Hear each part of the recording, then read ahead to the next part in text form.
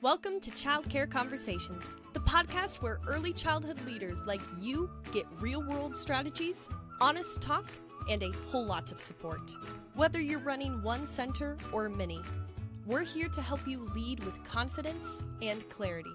This episode is brought to you by Center IQ. If you've ever added a child to a classroom, adjusted staffing, or made a quick schedule change, and then spent the next 2 weeks fixing the ripple effects, you're not alone. Most leaders make decisions and then see what happens. Center IQ's decision intelligence lets you see what happens before you decide. Start your free trial today at centeriq.io. Now, let's get into today's conversation, one we think you're really going to love. Hey, everybody, it is Sunday Night Live with Kate and Carrie. Wait a minute. Yep. And so we have some thoughts about this, and we hope that you do too, because this is one of those ones where I'd kind of like it to be a conversation. So if you are listening in real time or if you are watching the recording, please use the comments on this one, because I want to know if Kate and I are thinking the same way you guys are. We have been going to a few conferences over the last, 2 years, actually over the last 30 some odd years, but the last 2 years have been a lot of conferences, and some conferences have one keynote and some conferences seem like half of the conference is keynotes. They're calling everything a keynote. We went to a conference with 4 keynotes and it was a 2.5-day event. And we've gone to others where they have 2 keynotes and it's a 2-day. And Okay, wait. Let's just jump straight into the conversation. What is your thoughts on, Carrie? What's the goal of a keynote? I mean, to me, it's to kick off a conference, or maybe it's a special luncheon. Like, I don't know. I mean, why would a conference have 4? Why does a conference have any? well, I don't know why they have 4. Because there used to be, you would have a keynote speaker. And again, this is that we're old, right? We've been going to conferences for 30 years. And it used to be that you would have a keynote. You might have an opening speaker, a keynote speaker, and a closing speaker. So, Yeah, the so keynote was generally like lunch or dinner, right? Like it was usually like the big event. And I think what was really cool is that the keynote was special. It doesn't mean, to me, like, so, and they had different purposes. I mean, I think an opening speaker and a closing speaker kind of have a different feel than a keynote. And as somebody who planned conferences and paid for conferences, keynotes, they cost money.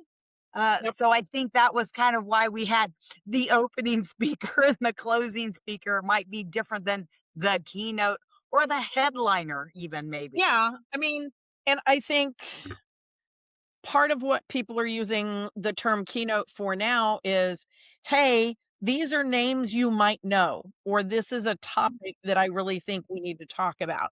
So they're not just having one thing that they think people should talk about or one headliner. They're having multiple. And I hate to say this because it makes me and Kate and other speakers sound a little bit vain, but I think sometimes they're calling people keynotes when they are just opening or closing speakers because people like to think that they're the keynote. And so there's some vanity metrics to that. I know that I have said that I'm a keynote, even though I'm not listed as a keynote, because I was the opening or closing speaker. So I know that I am subject to that vanity. So Okay, maybe so part of it is the response to that vanity of the public speakers, right? So here's the thing that so I guess my question to you really is, what's the purpose? Like, so part of the reason this has come up is that Carrie and I heard what we literally will tell you is probably the best keynote we've heard in the last 18 months. And if anybody who's watched any of our social media, if you started to do the math, I will tell you that that's probably close to 30 conferences. And Right, which means it's close to 150 or more keynotes. because of the number of conferences that have 3 or more keynotes, right? So So what we want to know, drop in the chat, and even if you're watching this later, right? Even if it's not right now, drop in the chat what you think the purpose of the keynote is. Because I'm going to okay, try to get Carrie to tell me, because she keeps dodging my question. it's not I called. want to know what the purpose of the keynote is, or Okay, at well, least Carrie's perspective. I'm poking you with the whole chat because this isn't a webinar. In the comments. Okay, whatever. Down there. So I think that the purpose of the keynote is to make an emotional connection with the audience. We have the workshop sessions to feed our mind, right? To teach us things about how to do our job, how to help other people with their jobs. Like that's what the workshops are for, is to feed our mind. And to Okay, I me, got an answer when you're ready. okay, what's your answer? No, it's the definition. Oh, and you're making weird sounds over there again. Do you have a fan going or something? I mean, my computer fan is going, but it always goes. No, it sounds like something's brushing up against the microphone. I don't know what it is. Okay.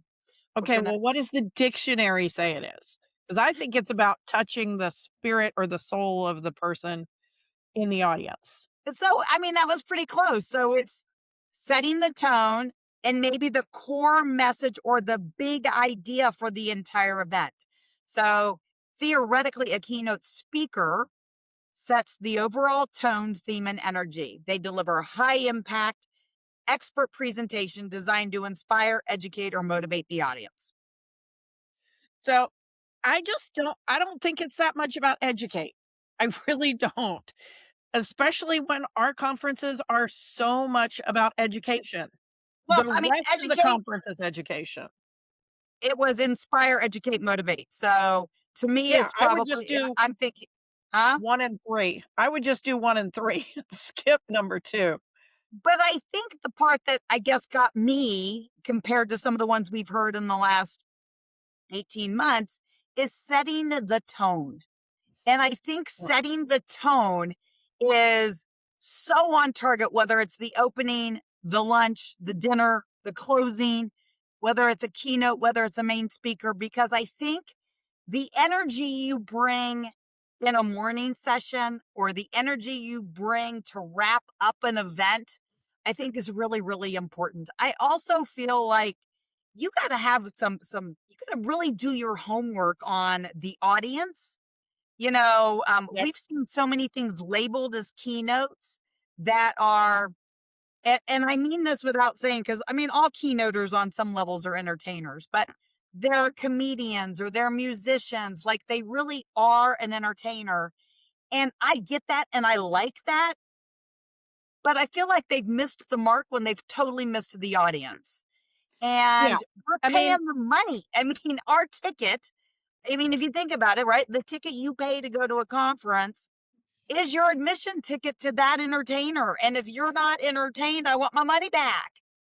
well, I mean, I just not just, but yeah, I watched the Hugh Jackman, Neil Diamond movie. And so when you're saying entertainer, that's what's in my head right now. Is Hugh Jackman pretending to be Neil Diamond? And so if you have a Neil Diamond impersonator coming in as your keynote, does that connect with the early childhood audience? No, it doesn't. No, but if the theme, if you had something that was related to the theme, maybe, right? Like if, we're going to a conference next month, Carrie, right? And that their theme is kind of airplanes and takeoffs and pilots and stuff like that. So I think if they had an entertainer that was a pilot who was a comedian, who got a little bit at least and really understood the difference between, say, a kindergarten teacher or a teacher and understanding preschool or early education educators, like if they got that differentiation and they weren't trying to lump all educators together, I think that would be enough. But it would be on brand. It would probably be funny, right? It would have some humor. Like we've seen some that were really darn funny. And the ones that are coming at it from the perspective as a parent, I find them funny, and I'm okay with them, even if they're not 100% on brand or something. It's when they go, "Oh, it's so funny," and they're trying to tell me as a middle school teacher, and I'm like, I'm not a middle school teacher, wrong audience. Well, and, some of those people that are on like the board teacher tour have experience with at least kindergarten or early ed, and others don't. So I think an educator is an educator, and if they change their routine, their talk to talk about the similarities and to stay funny, then I think it can work, because an educator is an educator.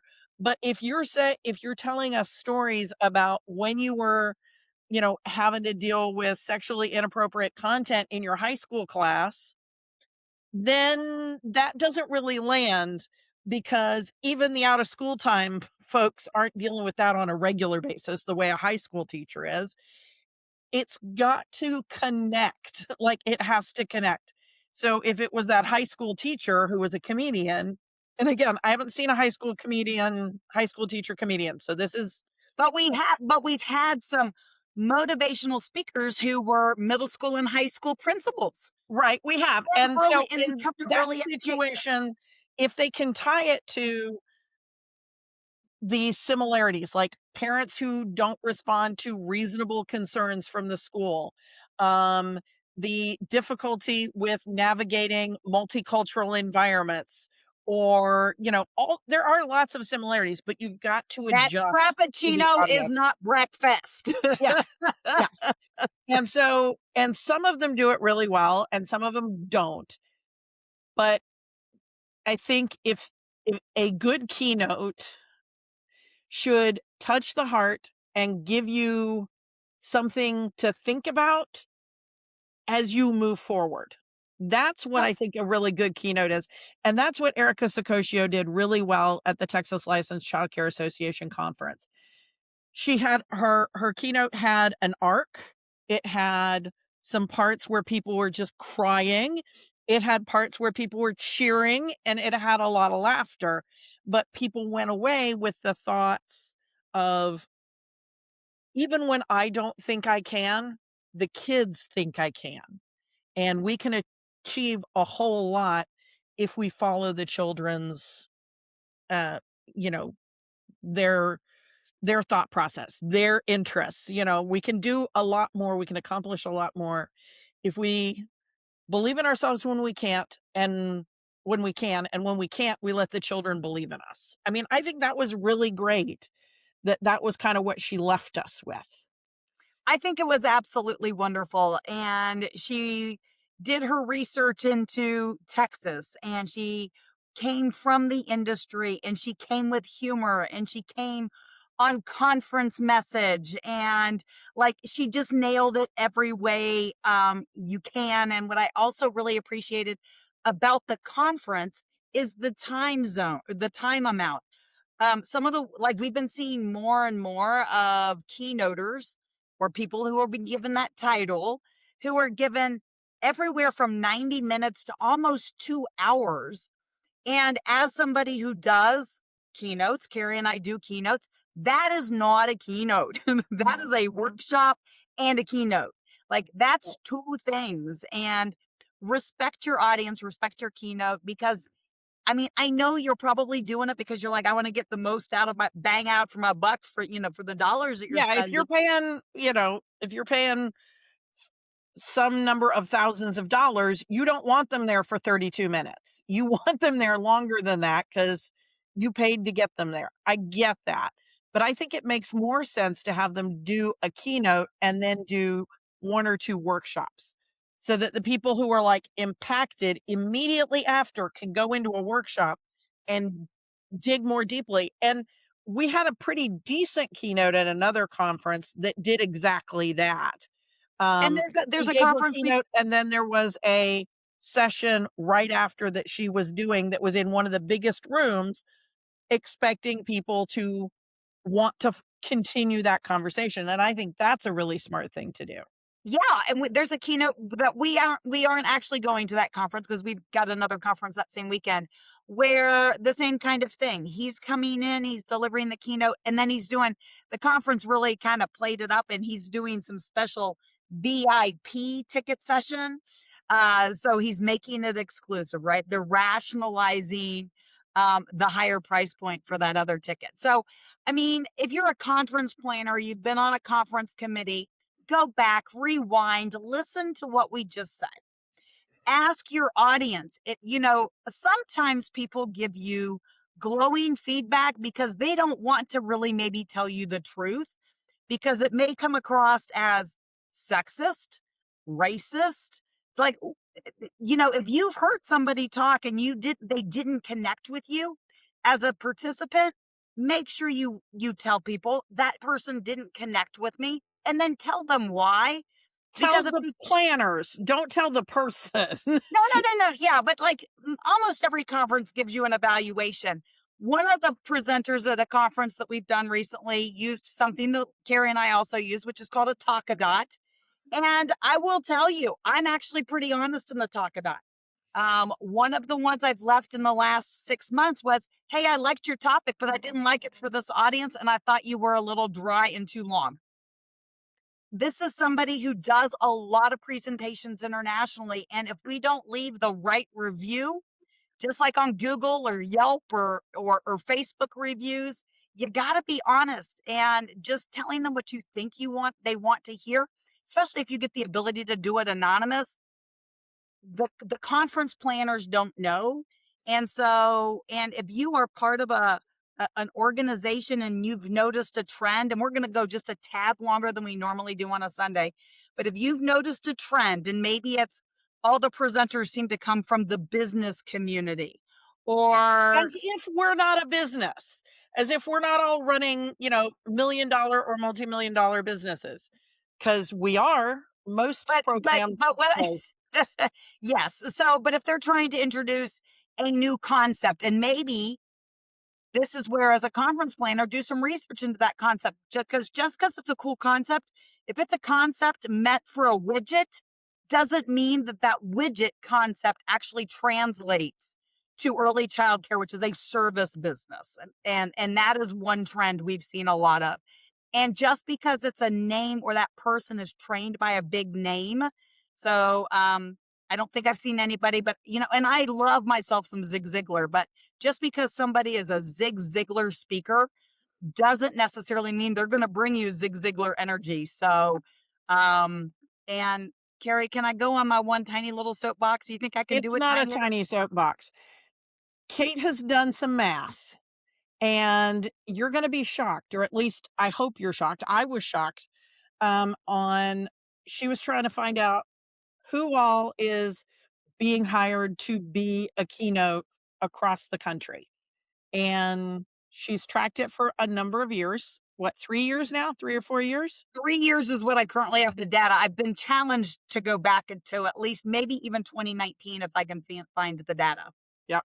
So what did you find out about who is being hired and given the thousands of dollars and given the title of a keynote speaker? So I'm going to ask you this question first, Carrie.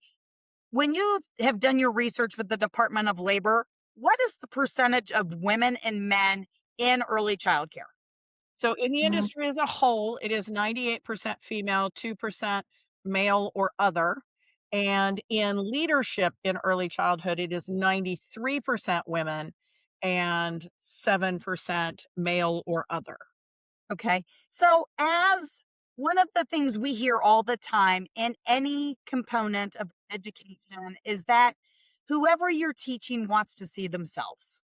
So I find it interesting based on those numbers, Carrie, because since 2003, 98% of the keynotes across every state and national association, which is on an average 3 conferences per state. So if you look at their Head Start conferences, their family conferences, their licensed childcare homes, their childcare programs, their AEYCs, if you take the average, so there's roughly, I have about 150 organizations in my database, which includes all of the national organizations and state affiliates, regional affiliates, 98% of the keynotes since 2023 have been men.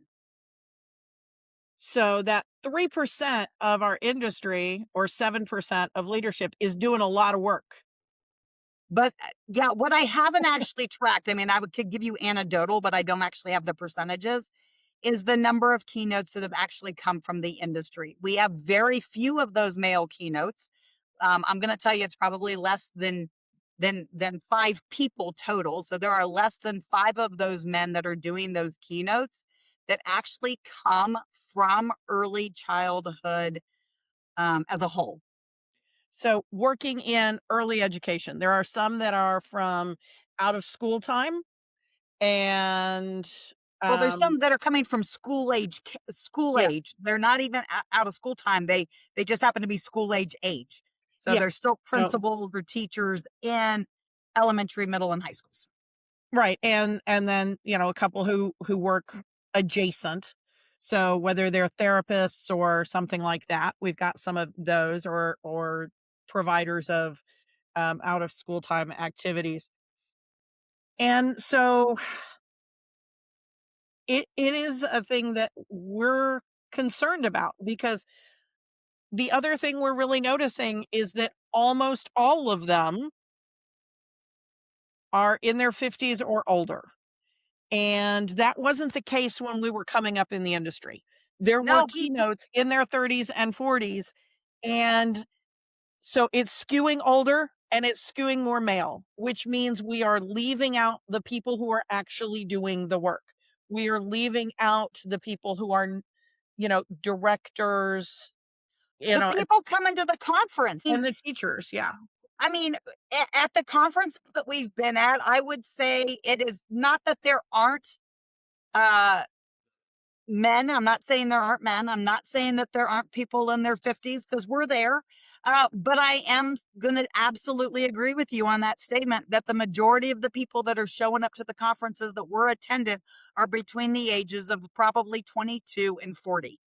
And if I was sitting in those audiences, I would be like, I don't see me. And if I went to every conference, and I'm in the industry and I'm going to conferences, I don't care if I'm paying or I'm going for free because my state paid for me to go, that state still is disconnected. And you know what? Just because somebody has a strong social media presence, just because somebody might be classified as an influencer, doesn't mean they're going to be an entertainer for me at a conference I came to get inspired, maybe to become unoverwhelmed, to become, maybe I'm on a borderline burnout. And, I want something that's going to kick me a little bit in the butt, maybe, and get me excited to do my job. Yeah. And it can be a new concept that you leave with thinking about, but it shouldn't be the nuts and bolts of that new concept. It should be the broad outlines so that they can go, oh, that was a really interesting thought. The first time anybody at a conference talked to me about the 3 zones of the brain was at a keynote, and it was a closing keynote. And so it was the last thing I thought about as I was leaving, about the prefrontal cortex and the midbrain and the reptilian brain. And I thought about that for days and days and days. And, obviously years, because it's years later and I'm still thinking about it. And it changed the way I functioned as an educator, which you can do in a keynote much, in a much different way than in a workshop. So let us know what you want in a keynote. Maybe Kate and I are completely wrong, and that's not what people want from a keynote anymore. Let us know, because we want to make sure that we're amplifying your voice as we are talking to the organizers of conferences, because they ask us as presenters and as vendors, what did you like about the conference and what did you not like? And up to this point, we've just been giving our feedback, and I'd kind of like to give yours, because that's more important. Your feedback is much more important than my feedback when it comes to the conference organizers, because there's a lot more of you. There's a lot more directors and owners than there are people who write courses for directors and owners. So I'd like your voice to be being amplified up to those conference organizers. What makes a great conference? What makes you want to go to a conference instead of getting your training through Zoom or through an online course? Why would you leave your house, put on, as they say, hard pants, and drive to go to a conference? What are those things? And maybe even spend a little money. And we Yeah, know that our states are spending money because they want that quality training. We know that people, fly, drive, they put themselves up in hotel rooms, they're eating. It could be entirely about networking and connections, because we get that. We absolutely love that, and we feel like that is that's a incredibly big part of important. why we go. It is, it is. And so give us your feedback. And you know what? We know we have a lot of conference organizers that actually watch and follow our channel, both our podcast channel and Texas Director. So, feel free to be honest there, because guess what? Those people are watching our channels and you can just talk to them directly. Yep. So we will talk to you next week. And I hope you are subscribed to our podcast so you can hear some more of this crazy stuff. And give us your feedback. We'd love to hear from you. Talk to you next week. Thanks for tuning in. We love bringing you real talk and fresh insight from the world of early childhood education. Be sure to follow us on social media to stay connected and catch all of the latest episodes. And if you're planning a conference, training, or special event, Kate and Carrie would love to speak to your audience. You can learn more about their keynote sessions and workshops at kateandcarrie.com. If you learned something today, share the show and leave us a review below. We'll see you next time on Childcare Conversations.